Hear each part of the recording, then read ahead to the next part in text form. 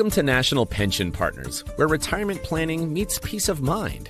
Today, we're diving into the 412(e)(3 plan, also known as a fully insured pension plan. This isn't just any retirement plan. It's the gold standard for stability and guaranteed benefits. How does it work? Simple. It's funded exclusively by life insurance and annuity contracts. This means no market risks, no actuarial assumptions, just ironclad guarantees. Think of it like this. You're a small business owner who hates surprises. The 412(e)(3 plan gives you predictable, stable contributions every year. Your future benefits are backed by insurance contracts, so you know exactly what you're getting. No guesswork, no headaches. But there's more. These plans are designed to maximize your contributions and offer significant tax advantages. And with National Pension Partners, you're not just getting a plan, you're getting a team of experts, attorneys, CPAs, actuaries, all dedicated to making your retirement as secure as possible. We provide personalized consulting, ensuring that your plan is tailored to your specific needs. Best part, initial consultations and proposals are absolutely free. $0, zero commitment. So if you want a retirement plan that's as reliable as your morning coffee, head over to nationalpensions.com. With the 412(e)(3 plan, your future is in safe hands. Retirement planning never sounded so thrilling.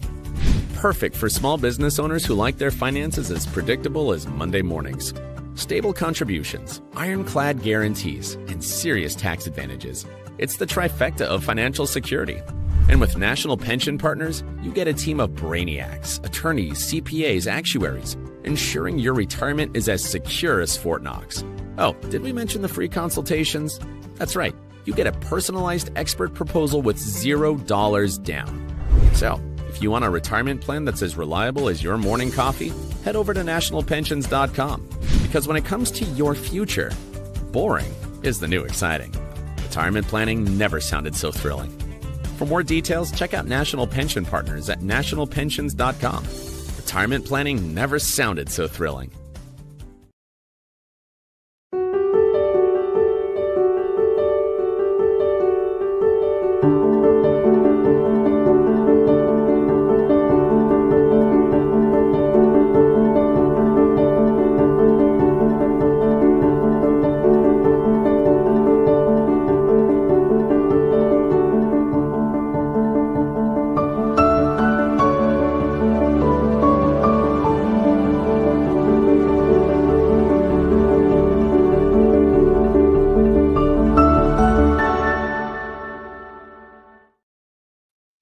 Hello, everybody. Welcome to Economics with the Honorable David M. Walker, the former Comptroller General of the United States.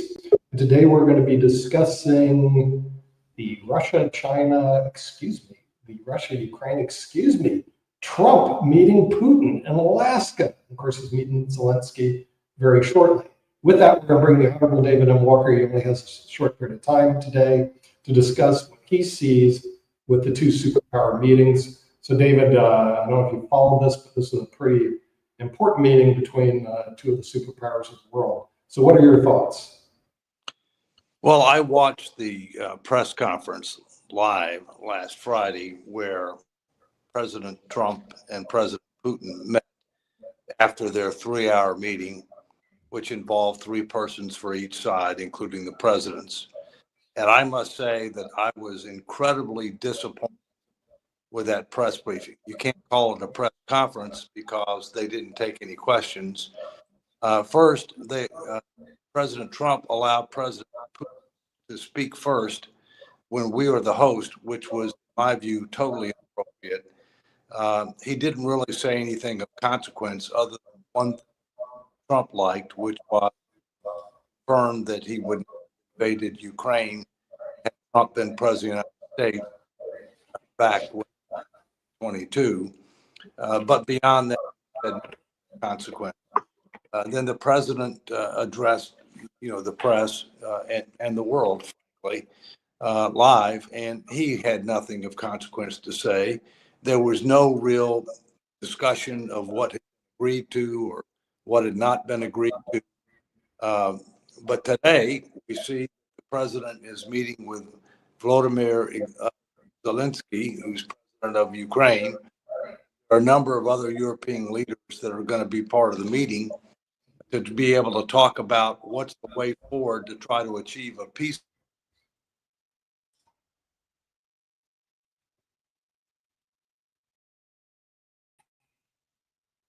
Well, it looks like we there you go, David, you're back. You just, Somebody, okay. so in any event, let me tell you what I think, might be a basis under which they can reach agreement, although both sides will be disappointed. One, I can't see Zelensky giving up land. I can see a truce. I can see where they say, look, we don't agree we don't agree to cede any of the land that you currently occupy, including Crimea, but we will just draw lines where troops are, maybe with modest adjustments, and say, okay, we're going to stop fighting, and this is where the lines are. We don't agree that we're giving up any land. You don't agree you're giving up any land, but we're agreeing that we're going to stop fighting, if you will. And then secondly, there's now on the table security guarantees, not through NATO, because Ukraine is, in my view, not going to be able to join NATO because it has to be unanimous, and there's not unanimous agreement among NATO nations to allow Ukraine to join, in part because they're at war. And the last thing you want to do is trigger Article 5, immediately when one of the nations is at war, although arguably you can make an argument to say that Article 5 only applies on a prospective basis. But in any event, so it looks like what they're talking about is to try to come up with a security agreement that would involve the United States and several other major NATO countries, but separate and distinct from NATO itself. In other words, it would be a side agreement between the United States and several other major European countries to guarantee the security of Ukraine if this conflict can come to an end. The real key there is it a treaty? Because there was already an agreement between the UK, the United States, and Russia when Ukraine gave up its nuclear weapons in the 90s, the so-called Budapest Agreement, which was not a treaty, was just an agreement that was only as good as the parties who signed it, who did not bind the respective nations. And you saw that it was not effective when Russia took over Crimea in 2014 and the United States did nothing and the UK did nothing. And Russia was a signatory to the agreement.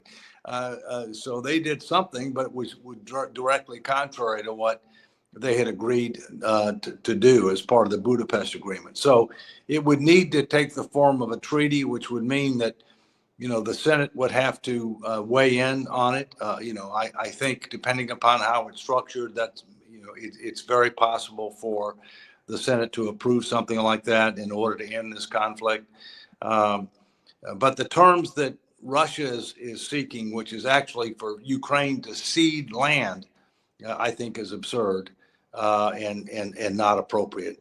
And I've said all along that I thought it would end somewhat like the Korean conflict did. There was never a peace agreement. It was just an armistice. They agreed to stop fighting. They agreed that the lines were were drawn. Basically where the troops ended up quit fighting. They created a DMZ. There are troops on both sides to try to be able to keep the peace. Yet to be decided whether or not there would be actual peacekeeping forces that would be deployed to the United States, to Ukraine. Historically, the United States has not deployed peacekeeping forces in connection with other past conflicts, at least to the extent that they're done through the United Nations. And that's a question mark how this would be done if there are going to be any peacekeeping forces. So we'll see what happens today. But I think it's important that we recognize that, my biggest concern is that Putin cannot afford to lose. And as long as he's in power, he'll continue to fight unless an agreement can be reached. And if he ever feared that he was at risk of losing, My biggest concern that he would lose tactical nuclear weapons. And if he did that, that would turn the tide very quickly, but it would also open up Pandora's box. And I hope that we'll never see that day. Okay, we'll start bringing our panel. We'll start with Dr. Jonathan Lockwood, who's an expert in military affairs. We'll bring him in. He's also on the show with Ukraine, Russia, and China. What are your thoughts about this meeting, Dr. John? Well, first of all, let me say that Dave has given an excellent summation of the situation, and basically shows that we have two nations with politically irreconcilable objectives. Russia does not believe that Ukraine has a right to exist. Ukraine wants nothing to do with Russia and wants to insert its sovereignty and independence from Russia. And the interesting thing is that Dave is correct in that Putin cannot afford to continue the war. He cannot afford to lose the war, but he cannot really win the war. He is, in effect, caught in the equivalent of a Texas hailstorm. He cannot run away, he cannot hide, and he cannot make it stop. So he is caught in the chess equivalent that my colleague Sasha would say. He was caught in the chess equivalent of Zugzwang, forced move. He has no good moves. So he is in a dilemma of his own making. So right now, Ukraine is the one, I would contend, that has the only truly independent card that it can play. And Ukraine has demonstrated several times during this war that it is capable of carrying out tactical surprises and operational surprises on the Russian military, doing much more than they ever expected against the Russian military. In my opinion, the true center of gravity of this war is the Crimea. And the center of gravity within the Crimea is the Kerch Bridge, which the Ukrainians have managed to strike several times. And if they should succeed in destroying the Kerch Bridge and rendering it permanently inoperable, that will cut off both the logistical and reinforcement link between Russia and Crimea. It will isolate the Russian occupiers of Crimea, and that will create the necessary prerequisite for the Ukrainians to launch their own decisive counteroffensive to retake the Crimea and cut off and force the surrender of the Russian occupiers. Should that occur, that would be the one unmistakable military defeat that the Russians would not be able to explain away. They cannot say, we really meant to do that. And that would, in fact, lay the necessary prerequisite for what Dave Walker believes to be the most likely outcome, a ceasefire. They would have to have some decisive military action which demonstrates forcibly to Russia and the world that Russia cannot achieve through military conquest or even by diplomatic bullying what it cannot achieve on the battlefield. So that is where I see the true thing taking place, because the European allies and Ukraine have both shown that they are not willing to accede to Russia's demands for what in effect amounts to a diplomatic equivalent of unconditional surrender. They might as well just agree to cease to exist. And any agreement which rewards Russia in any visible way for having started the conflict only lays the groundwork for a future war. And that, in fact, is my position. That sounds interesting. We're going to bring in Sasha Starr, who's the host of the Ukraine-Russia show. No, that's not me calling you Sasha. You were here. Yeah. Well, what I'd like to emphasize is that a lot of people are watching the same things and coming to completely different conclusions.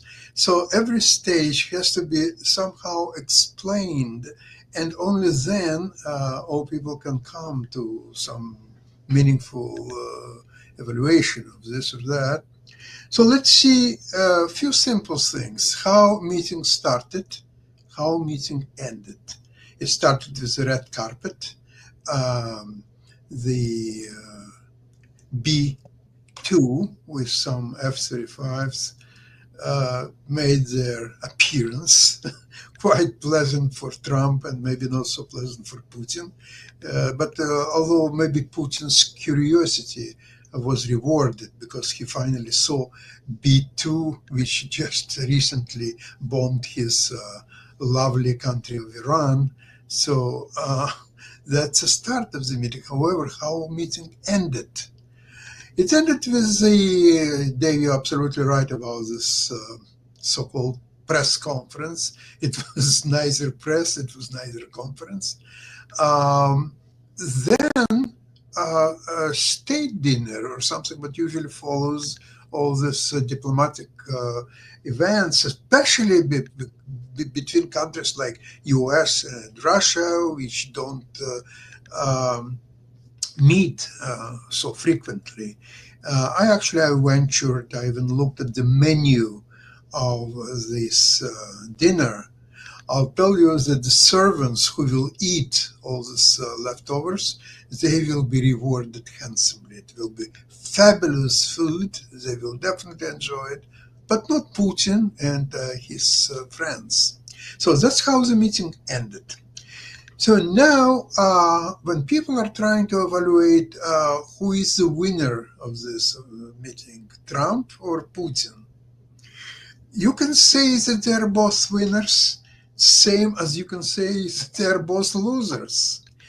Now, in important measure of this meeting is one, that for 7 actually or 8.5 months, Trump, from the very beginning, he was saying that number one step is the 30 days ceasefire. And then during the 30 days, you arranged everything else. Interestingly enough, that both Zelensky and Trump were against it. Zelensky and Putin. Putin was accusing Zelensky that they will get so much new weapons from the West, so they will have time to reorganize and so on. Same thing Zelensky was saying, that in 30 days, Putin will get more recruits, he will do mobilization, he will do so many wonderful things. So it doesn't suit Zelensky. So Trump was doing his job on Zelensky, including this famous meeting in the White House. So finally, Zelensky agreed and signed that he is for the 30-day ceasefire. Therefore, not only Trump, but Zelensky was on his side. Then Europeans came along. So now everybody is together, 30-day ceasefire, and then we go to next stage. Here comes Putin to Alaska. And he was able in this, hour and a half to convince Trump that this is the wrong way. It's the wrong way. Why do we do 30 days? And then what, another fighting? No, let's do everything now together. Okay, let's do ceasefire and do it all. No, we don't need ceasefire. Let's continue the fight. Let me murder even more Ukrainians. That's what I have to do. This is my priority number one when I get up. First thing I'm asking, how many more Ukrainians were killed last night? This is Putin in his element. Continue fighting, continue killing people, and then you can talk for the next 6 months, maybe 18 months about possible peace, how it will be accomplished, and so on and on and on. So therefore, you can see, and Trump agrees to that. So after talking about 8.5 months about one way of doing this, convincing Zelensky and all European partners of the right way to do it, in an hour and a half, Putin completely changed his mind. Why Putin was so successful of doing that? Because the only real reason Trump is doing all these meetings and running around is to get Nobel Peace Prize. That's all what's on his mind. Whether it will be 30-day ceasefire or 180-day ceasefire or no ceasefire at all or no end of the war, as long as the war will end one way or another, that's all he needs. If it's according to Zelensky and the Europeans and his own plan, it's fine. If it's according to the Putin's plan and all others have to change their plans, just fine, as long as it will get him closer to the Nobel Peace Prize. Well, maybe he'll get one. In the meantime, maybe he'll get one. But in the meantime, we're going to bring in Brian Crater, who's from the United States of America, is a member of NAFA in his debut here. Brian, you get to weigh on world politics now. So what are your thoughts about this summit? Well, thank you, Nick. I think obviously the summit, the world is watching, and I'm not going to pretend to be a geopolitical analyst by any means. I'm more of an economic guy. And if we don't mind, Dave, I do have a question for you while we have you. You did bring up peacekeeping forces not being on the Korean border, maybe an agreement being similar to that. Do you think Trump may have been sort of a genius in the way that he did the minerals deal, giving us a incentive to maybe put peacekeeping troops within Ukraine to keep a watchful eye over any agreement that might be struck at noon today? Well, I think the idea of the possibility of peacekeeping troops is something that will be considered. My personal view, it's highly unlikely that the United States will deploy peacekeeping troops. Historically, we haven't done that. To the extent that there are, with one exception, and that one exception was Bosnia-Herzegovina. We did do it in that particular circumstance. Historically, we've preferred to be able to provide funding to support peacekeeping troops, and that we've allowed other countries to be able to send their troops. It's kind of a win-win situation. We don't put our troops in harm's way. We provide the financial resources, which helps the countries that end up providing those troops. In many cases, they can end up being, not major countries. I do think that we would end up providing, other kinds of support with regard to, intelligence and other types of activities, if you will. But, I still can't see how there's going to be a formal concession of land. I can see how there could be an agreement that you're where you are, we're where we are, we're going to stop fighting. We want to make sure that there's a lasting ceasefire, and we also want to make sure that Russia doesn't try to take over more territory after this agreement is reached. And that's why you have to have some type of an enforceable, security guarantee. And that's why you'd probably want to have some type of troops on the ground, but hopefully not U.S. troops. Yeah, I'm not going to pretend to be an expert on the geopolitics of this, but I kind of come from a generation now that's grown up with nothing but war here, war there. As I'm only a year younger than the country that we are talking about anyway. But I just find it almost impossible, in my opinion. I don't know the military aspect of this either. How we can force non-allied troops out of a region, the eastern part of Ukraine, southeastern part of Ukraine, Crimea. What would that process even look like? I mean, after a treaty is signed, how is that kind of an advantageous move or anything with Russia? How is that even possible, I guess? Fine. The bottom line is you can't. Okay. They've got to voluntarily do it. And if they don't agree to voluntarily do it, then it gets you to what I'm suggesting is maybe there are modest adjustments to the lines, okay, that are agreed to by both parties. Maybe there's an agreement to say, look, we don't cede our land to you, but we want to quit fighting. And therefore you can stay where you are, but we're not ceding our land to you. And by the way, you're responsible for rebuilding the section that you destroyed, that you're in. But at the same point in time, we don't trust you. And therefore we want to make sure that we've got some meaningful security guarantees that you don't end up trying to restart the conflict and take over more land going forward. My view all along was that when this started, Russia wanted to accomplish several things. One, they wanted to occupy large parts of eastern Ukraine that are mineral rich, okay?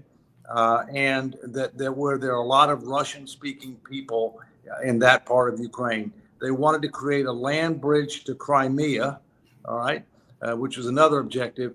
And their other objective was they wanted to topple the current government and put in a friendly government similar to what exists in Belarus, where Belarus is an independent country, but they've got the president of Belarus is very pro-Russia. I think that's what they wanted. They didn't want to take over the entire country because they wanted to have a buffer to NATO. So that way they would have gotten the land they wanted. They would have created the land bridge. They would have taken over the areas that are largely Russian speaking. They're in many cases rich with minerals and other types of natural resources. And they would get a friendly government in Kyiv. I think that's what their objective was. And so they're going to try to get as much of that as they can. We're going to go to Asia now and bring in Dr. Sharif from Bangladesh. It could be that they try to insist to say that new elections, new presidential elections. That doesn't mean that Zelensky couldn't run and he couldn't. But, I'm surprised we haven't heard anything about that. And I think if we do hear anything about that, that would probably be something that would be at the last minute. Yeah. Dr. Sharif, what's the situation over in Asia? Okay, thank you. This is actually very interesting discussions, and I'm sure my countries or my audience, they will be very interested to know more about this Trump, Putin, and the Ukraine issues. But World Talent Economic Forum, we already get some awarded from UNESCO for our contributions in innovation, research, and global citizen. One point I think everybody is missing, and I just want to add this point. Around the world, every big corporations try to eat small company. Every big country try to dominate small country. Every rich people try to dominate small people. The same thing we are observing in this discussion or this dialogue. I'm sorry to say that Trump and Putin, both of them, actually dominating Ukraine. We have to raise voice for Ukraine. We have to protect a small country. We never discuss even in these dialogues, why Putin kills so much of Ukrainian people? Why they attack these things? How many people lose their life? How many people actually lose their house, economical things, and all of the things? What will be the future of the people of the Ukraine? Nobody is discussing. Nobody is care about the small country. So I propose the small country like Bangladesh, like Ukraine, like Nepal, like Rwanda, Burundi, whatever. We need to go for strong alignment, what we are trying to do through World Talent Economic Forum. Because the big people, they do not want to listen. The big country, they do not want to listen. The big, powerful giant, they do not think about the life. They do not think. Nobody is discussing, hey, Putin, why you kill so much of people in Ukraine? Their life is valuable. So that is important. Human lives is valuable.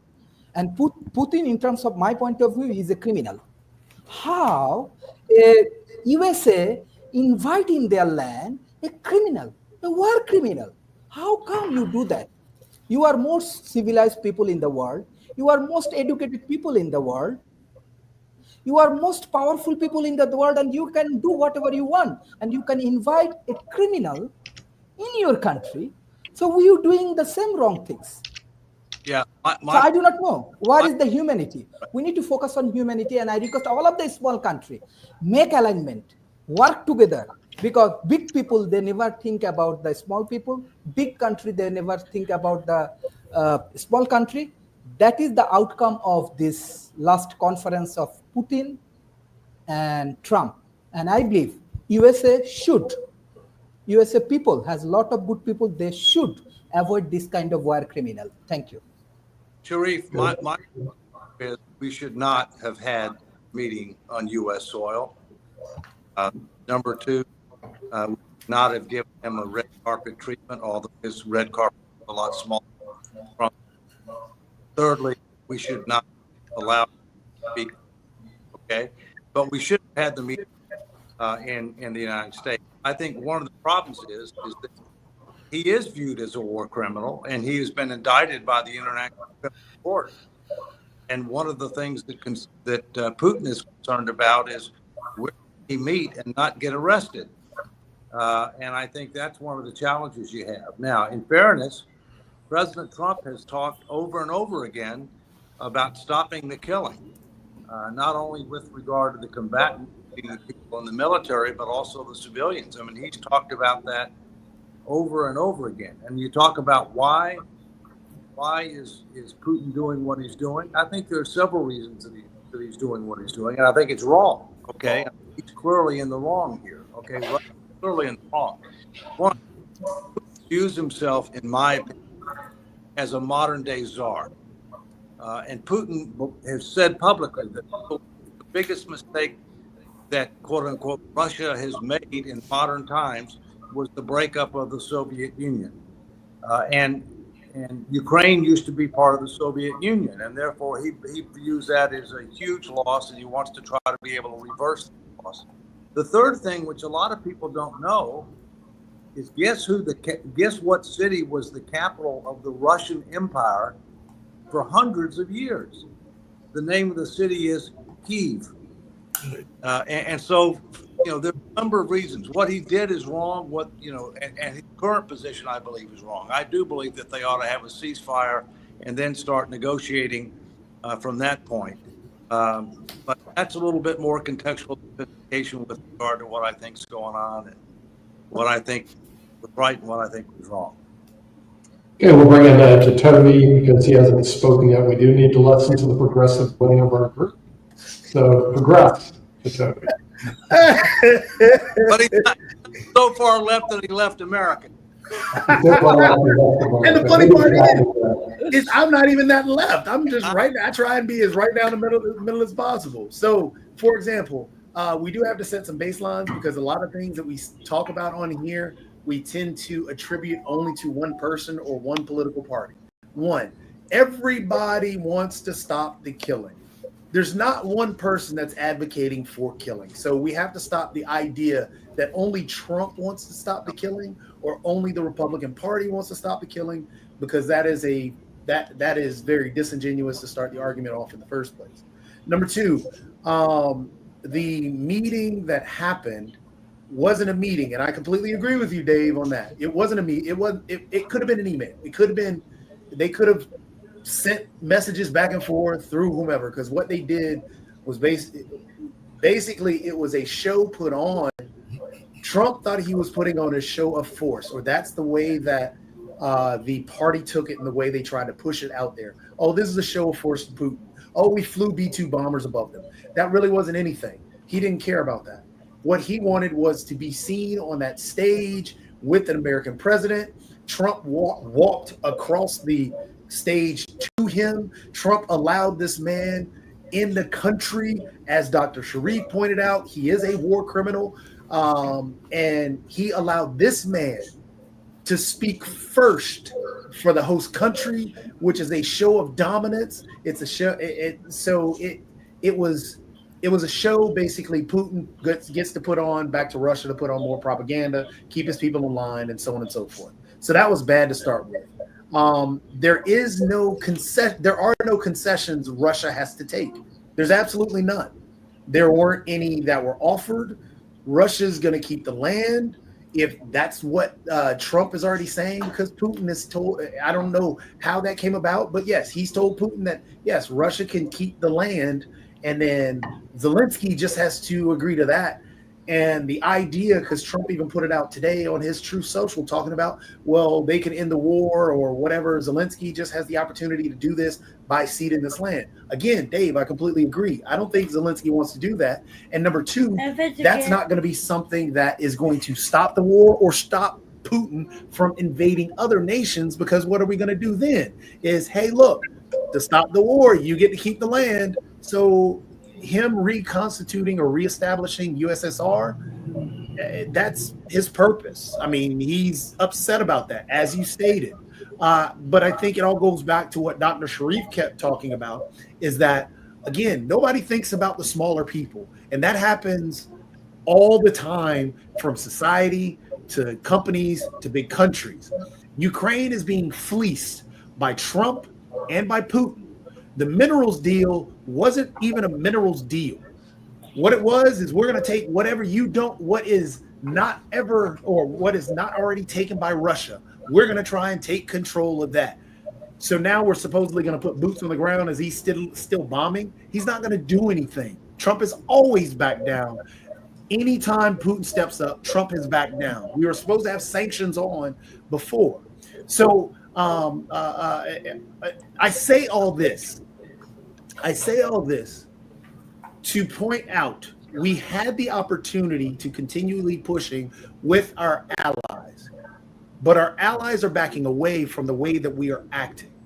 And I believe, and I don't know, Dave, if you're with me on this one, is that the best way, throwing boots on the ground and promising NATO-like sanction or NATO-like protections.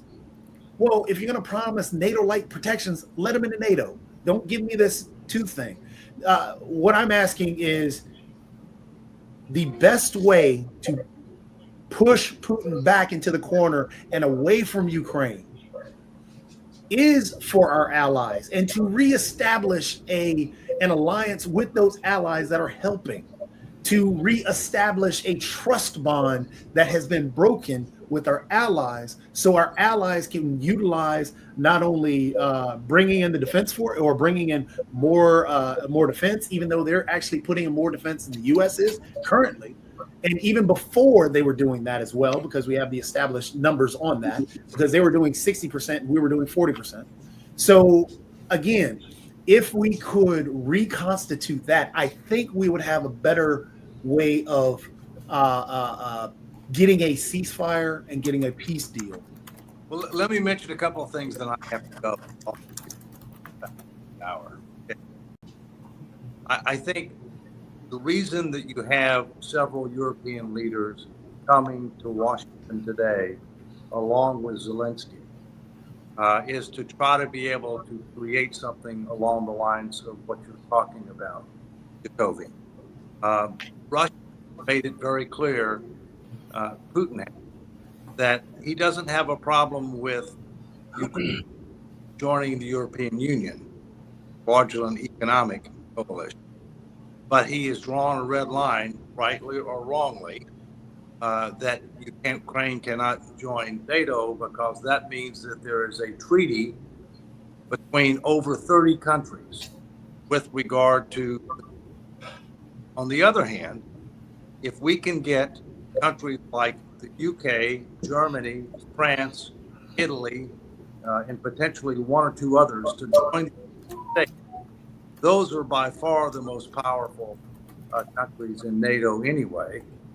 And so if you can end up achieving the substance of what needs to be achieved, which is a meaningful security guarantee, while avoiding a direct confrontation on the red line, that to me is a logical way to proceed. But I got to get going now. You all continue, and I look forward to hearing what the result is. Take care. Okay. All right, thank you, David. We'll bring in Sasha Starr. He has a comment. I just came across a recent publication by Axios.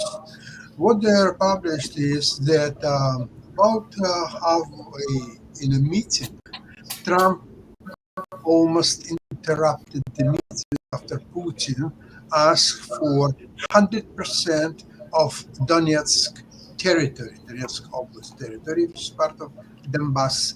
And Trump says there's no reason to continue when such requests are being made, and Putin then threw down or kind of backed away from this demand. It doesn't mean that he changed his mind, because ultimately he wants all Ukraine and Dnipro and Kharkiv and Odessa, everything. That's what he needs. However, at this point, due to the situation on the front line, Putin is not doing that well at all. What Ukraine is at any point is ready to strike at Russians, and including on their territory. So Putin also has a limited time opportunity to play with all his demands and so on. The only thing is what I said before. The only thing is what Trump cares is a Nobel Peace Prize. You know what? If Nobel Peace Prize, the nominee among the nominants, Trump could conduct very different and much more effective foreign policy. Sasha, I still find it very ironic that so many people want the Nobel Peace Prize when Alfred Nobel is remembered as the inventor of dynamite, responsible for the killing of more people than arguably an invention in history. And we name him a Peace Prize after a man who invented dynamite. Amazing. Yes, it is. Yeah, that is pretty true. And it's very ironic. I do think Sasha points out a great point, though. This, and that's one thing we tend to forget in these peace talks a lot, because we go to the idea that, hey, we're focused on not killing. Is that really what Trump is focused on? Because he is desperate for that Nobel Peace Prize. He's calling different world leaders for that.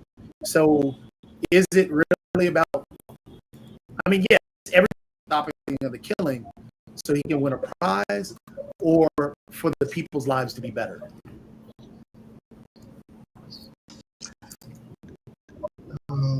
Words of Stephen Witkoff.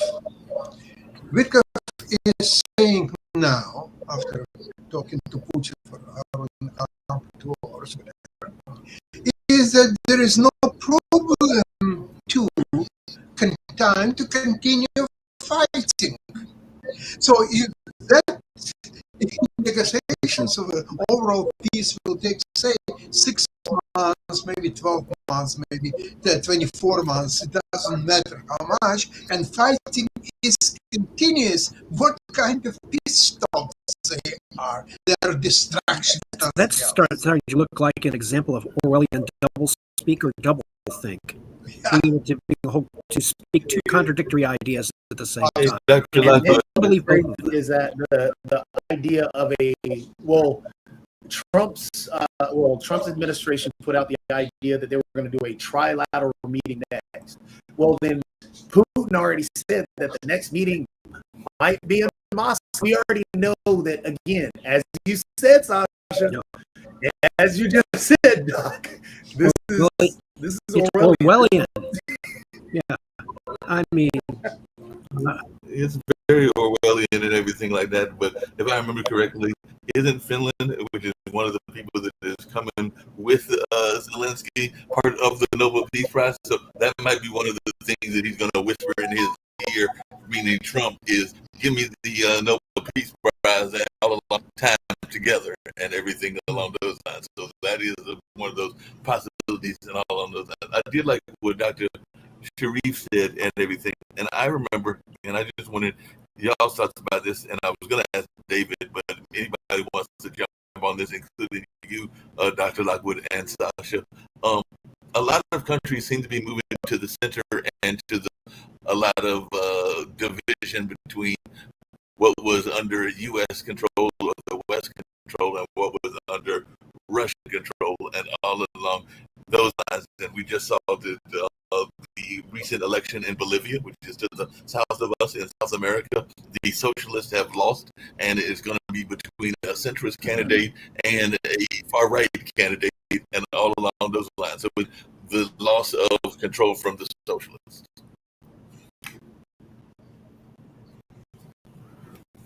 Anybody? Yes. I'll jump Who on wants to sleep on that grenade? Jitova, you always jump on that grenade. Mark, You just like loud noises. I do. Mark, when you read these long questions, very often you're providing your own answers as well. So it's difficult to address questions because it's a question. You have to answer it. Yep. Choose. Well, I don't know that I have the answer. Like I said, the Russians implied that they are still wanting to control a lot of the country. I mean, look what they're doing in Africa. The Look what China's doing in Africa. is that it's a mixed bag. In 2024, 25 plus of the 33 elections swung to it swung against the incumbent party, regardless of be it center right, far right, center left, far left. They all swung the opposite direction because people were mad at not only immigration, people were mad at inflation. That was a global thing.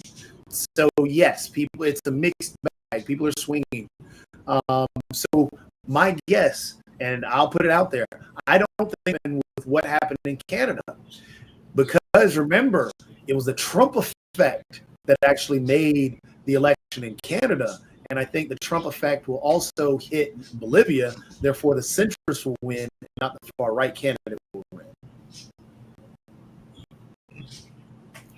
Interesting to see that. First, back to Putin and Trump meeting, because at this point I don't think there are any other ideas to discuss right now. What I'd like to mention is that Trump is in a quite difficult situation, and it seems to me that Putin understands it very well. What I mean by difficult situation?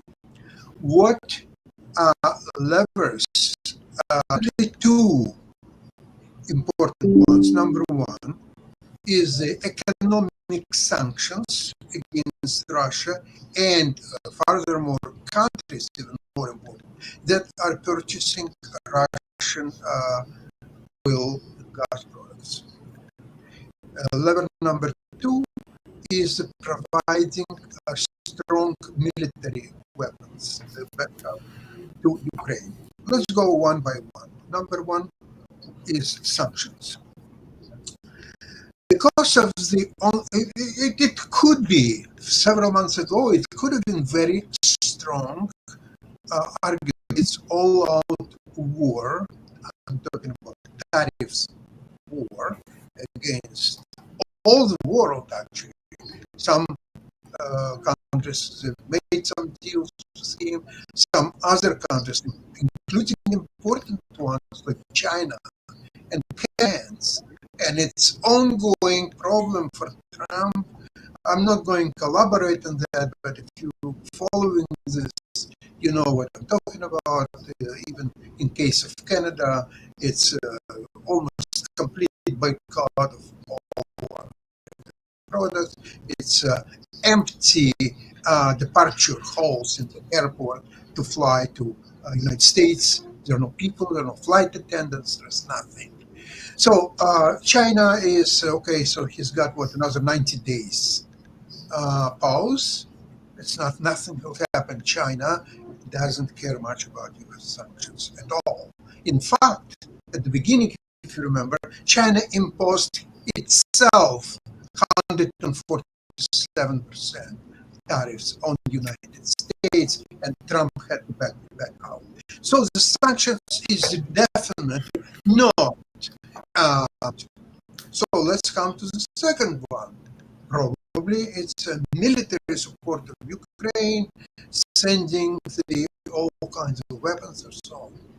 Well, Trump is very reluctant to do it. Furthermore, there are some countries like China, like North Korea, like Iran to a lesser extent, and several other countries, so-called collective South, that will definitely provide Russia support, whether it's weapons or finances or anything else.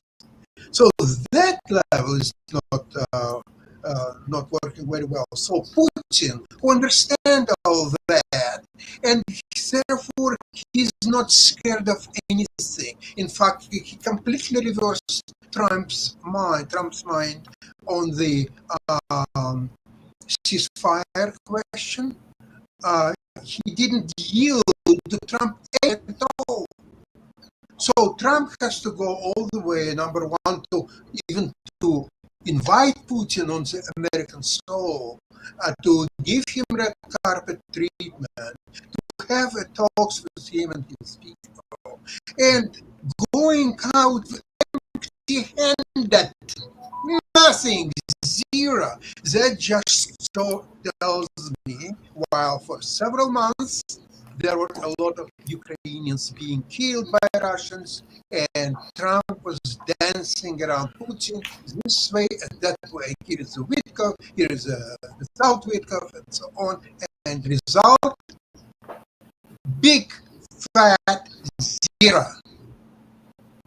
Hey, Sasha, Kim asked you a couple of questions that we never got to and everything. She heard that some of the countries are banning the U.S. dollar. She wanted to know whether that's true. And she also asked a question, which I know a lot of people have asked, which is, we lied about the guarantee of Ukraine's security. So why should the Ukrainians ever trust us ever again in terms of these negotiations? So those were two questions from one of the founders of the network that we never got to. So any things that either you or Jonathan want to address to those two questions? Okay, speaking about US dollar, you cannot use US dollar. Just recently, I was in Europe. I was in 4 countries. Never in any one of these 4 countries, Poland, Latvia, Czech Republic, and Spain, nowhere US dollar was accepted, not in stores or restaurants or anywhere. You have to exchange US dollar into the local currency, and then local currency you can make your payments and buy stuff. Same as Russian rubles and the same as any other currency. Now, the second question from Kim was why Ukraine would trust US. Who told you that? Ukraine doesn't trust US and will never trust US and will not rely, frankly, has enough problems inside the country and outside just to get out of this business. Forget about your Nobel Peace Prize. Just get on with your business and try to keep your presidency afloat. Otherwise, you will not leave as a president even until fall. Just to play Rick's role and making sure we're on the up and up. Tanzania is the only one that actually bans the U.S. dollar, and that was just a recent thing. So everywhere there is no other location that outright bans it. Oh, why didn't you talk about Russia? You can't use US dollar in Russia. In fact, it will be confiscated from you, and you might end up in local jail. Yeah, usually they just don't accept the US dollar. I mean, sometimes you have to just deal with their currency, whatever their currency is. Yeah. But they're not necessarily banned with the thing. The only one that actually outright bans it is Tanzania. And I have no idea why Tanzania does that. Rick isn't here, so we don't have our status position to figure that out. So, Dr. Sharif, since you're still here, what are your solutions? How should the U.S. move forward given this conversation?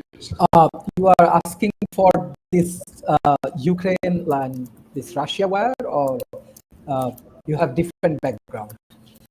What is the solution you are asking me? Yeah, I'm asking you. You represent half the population over there. I'm from very small country and from Yeah, very 70 million people. That's small. Come on. Yeah. You have more people than Russia. No, I'm for small people. I'm for small people. I believe that USA has a lot of good people like you, and they should welcome the small countries people like me and develop a strong alignment. Because what we observe in this meeting, honestly speaking, USA has open society. So what we see is completely actually ignoring Ukraine. Someone come, let's say example, I'm very much worried, let's say suddenly from this meeting, maybe Narendra Modi inspired, and he thought, okay, I will to Bangladesh, and then I will kill Bangladeshi people, and then Trump will invite me to solve this problem and get Nobel Prize. You can get a Nobel Prize. I like that. Hey, I